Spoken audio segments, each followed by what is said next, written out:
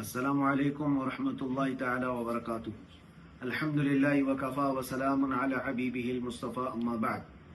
अज़ीज़ान गिरामी वक़ार, हाज़िरीन, सामाईन, आज एक खुसूसी पैगाम नशर करने के लिए मैं आपके सामने हाजिर आया हूँ। मेरे कैद से रिहाई के बाद से लेकर अब तक मुसलसल मेरी कई मसरूफियात और दीनी मशागिल और मेरी तबीयत की नासाज़गी के एतबार से मैं आवाम के दरमियान मुकम्मल तौर पर आ नहीं पा रहा हूँ।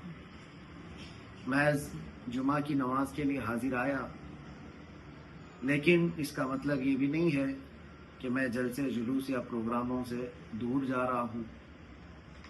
दीन की खिदमत आखिरी सांस तक करते रहेंगे, वो चाहे जिस अंदाज से भी हो।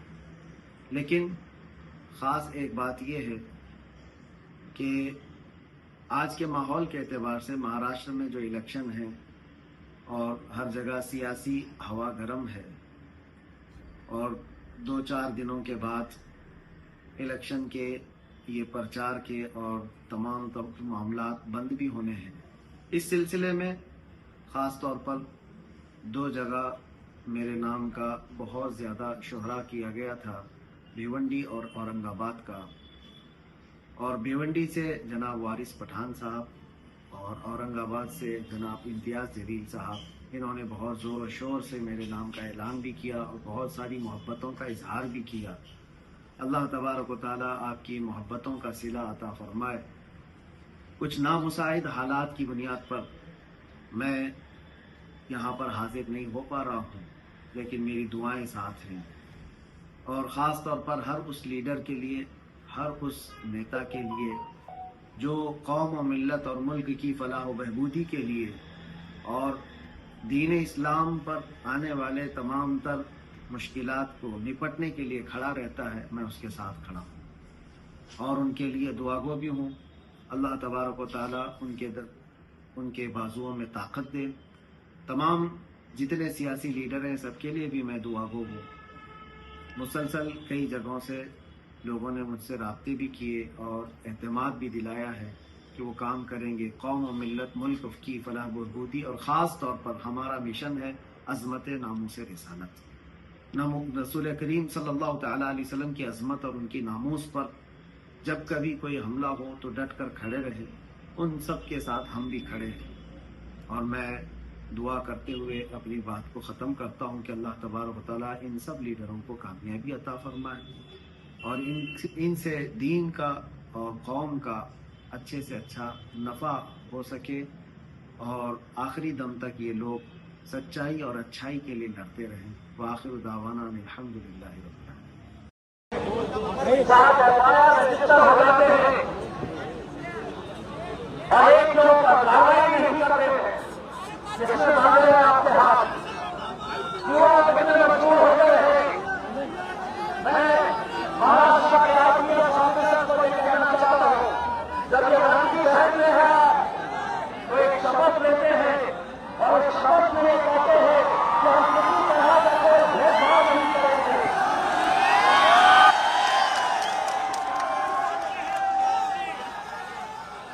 सारे कानून हम पर ही आजमाए जाएंगे। सारे कानून हमी पर आजमाए जाएंगे। अब अगर मौका है तो लोगों ने बोला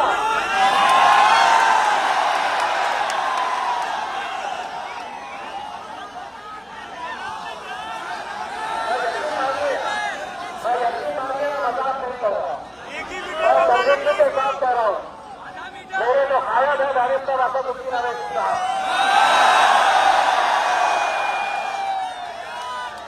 उनके पैजामे की साइज ये दिल्ली से ज्यादा है।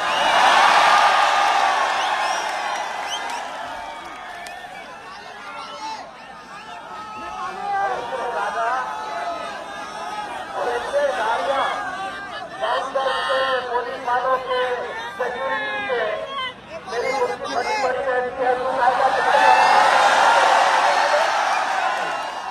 हम सुन रहे हैं तो तू समझा कि मैं तुझे होता चलूंगा। एक बात समझ ले, दूसरे नेताओं में और फर्क है।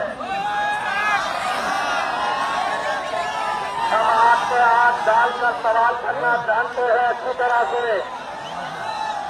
तरह से समझते हैं, लेकिन हम पुलिस से नहीं पूछना चाहते हैं। क्या ये जुर्म नहीं है, क्या ये गुनाह नहीं है कि किसी एक पूरे समाज को धमकी देना कि मैं तुम्हारे मस्जिदों में घुस कर सुन मारूंगा।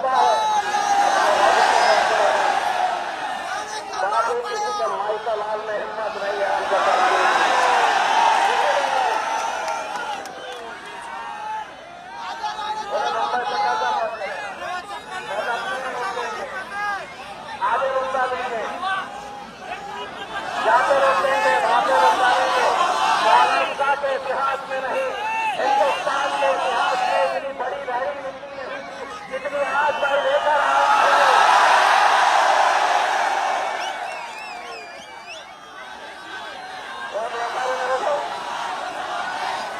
मेरे को बयान देगा।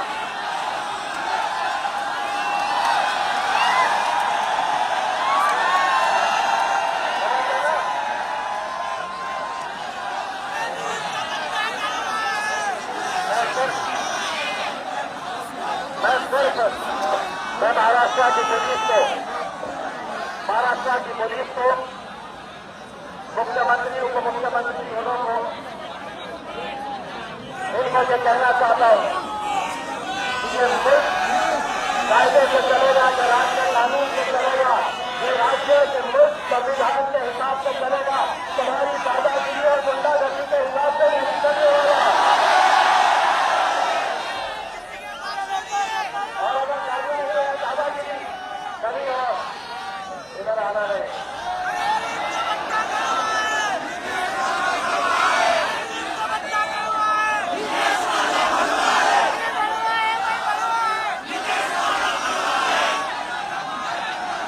वाला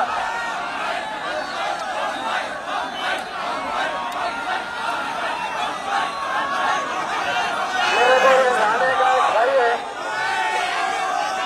उसने मेरा इम्तियाज जलील कौन है,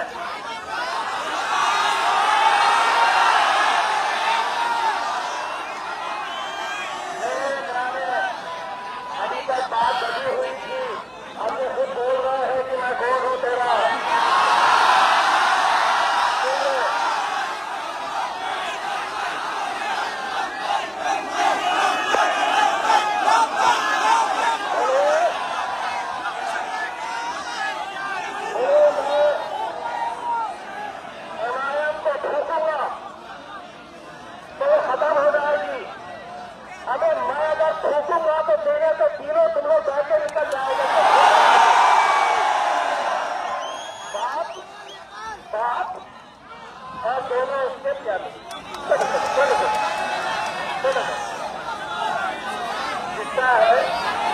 जितना है उतना ही बोल रहा।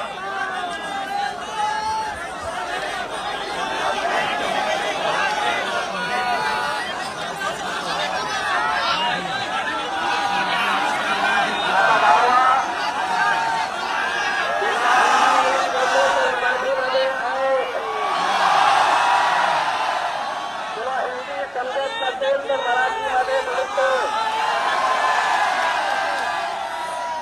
कोण आहे तुझा माहित आहे?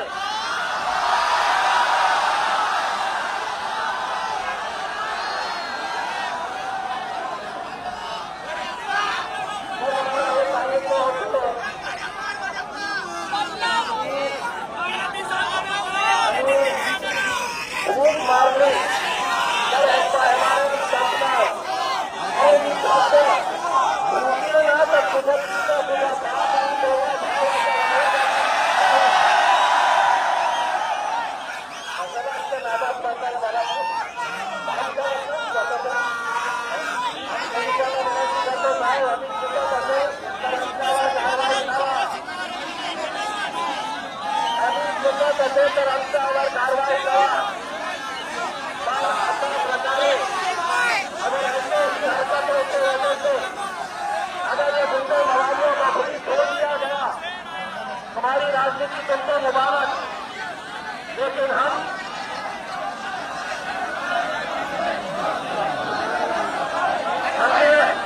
हमने आज जो निवेदन लेकर आए हैं पूरे महाराष्ट्र से हजारों की तादाद के अंदर गाड़ियां लेकर आए हैं, तो उसमें हमारी 4 मांगे हैं। अगर मैं एक मांग मैं आपको सुनाऊंगा, अगर आप उसकी तारीफ करते हैं तो अल्हम्दुलिल्लाह कहकर हाथ ऊंचा करिएगा। पहली बात हमारी ये है रामगिरी को गिरफ्तार किया जाए।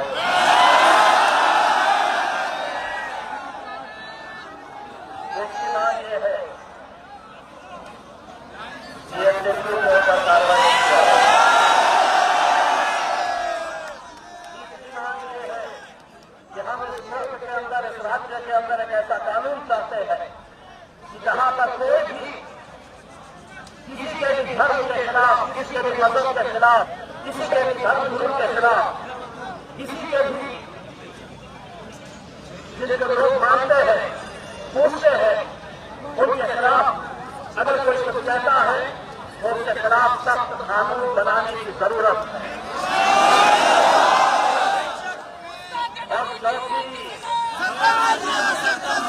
और चौथी मांग, बताओ, हम अदालत से पूछना चाहते हैं कि आपने मौलाना सलमान अजहरी साहब ने क्या कहा।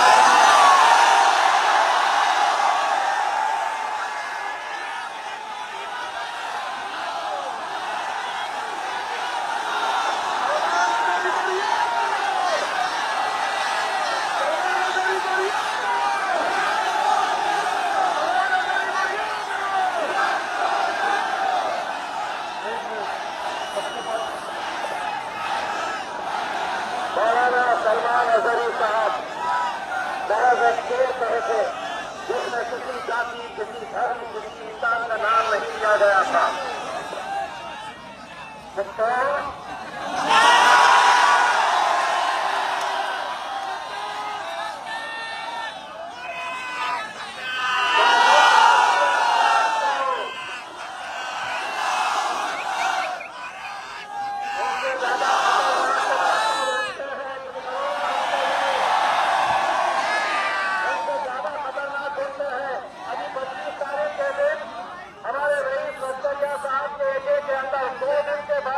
बैरिस्टर असदुद्दीन अवैसी और मैं आने वाला हूँ।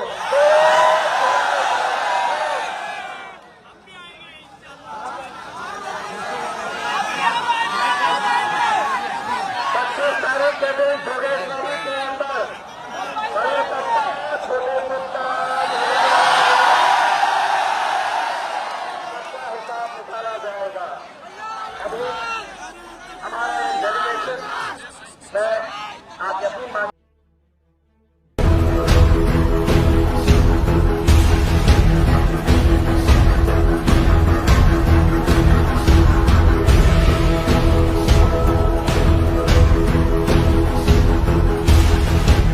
हजारों गाड़ियों के काफिले के साथ इम्तियाज जलील मुंबई की ओर कूच कर रहे हैं। सीधे उन्हीं से बात करते हैं। इम्तियाज जी, आखिर क्या वजह हुई कि आपको इस तरह से औरंगाबाद से मुंबई जाना पड़ रहा है? देखिए, मैं सिर्फ औरंगाबाद से नहीं, आज पूरे महाराष्ट्र से लोग इकट्ठा हुए हैं। वो हुकूमत को याद दिलाने के लिए जा रहे हैं हम कि ये राज्य जो है वो कायदे से, कानून से, संविधान से चलेगा। जिस तरीके से जाति, धर्म और मजहब के नाम के ऊपर गंदी घटिया राजनीति खेली जा रही है, स्टेज के ऊपर खड़े रह के मुसलमानों को गाली दी जा रही है, हमारे धर्म के ऊपर गाली दी जा रही है, कोई कार्रवाई नहीं हो रही है, पुलिस खामोश बैठी हुई है, सरकार प्रशासन है तो इसको बढ़ावा दे रही है। और अफसोस के साथ कहना पड़ रहा है कि अदालतों से जो उम्मीद थी कि अदालत ने इसके बारे में कोई सख्त रवैया अपनाना चाहिए, वो भी जब खामोश नजर आ रहे हैं तो हमें मजबूरन सड़क के ऊपर उतर के हमें कहीं ना कहीं सरकार को जगाने के लिए हम जा रहे हैं, उन्हें संविधान की कॉपी देने के लिए जा रहे हैं। आप कह रहे हैं सरकार को जगाने के लिए जा रहे हैं, लेकिन आप बताइए आखिर इतना बड़ा हजारों गाड़ियों का काफिला आप अरेंज कैसे कर पाए? कितना समय आपको लगा? किन किन संस्थाओं से आपने बात की? मैंने सिर्फ एक प्रेस कॉन्फ्रेंस के अंदर ऐलान किया था कि अब हम मुंबई की तरफ चलेंगे करके, और उसके बाद कहीं पर मुझे कोई मेहनत करने की जरूरत नहीं पड़ी। आज आप देखेंगे इतना सारा हुजूम जो है वो इस बात की गवाही दे रहा है कि लोगों के अंदर कितनी नाराजगी है।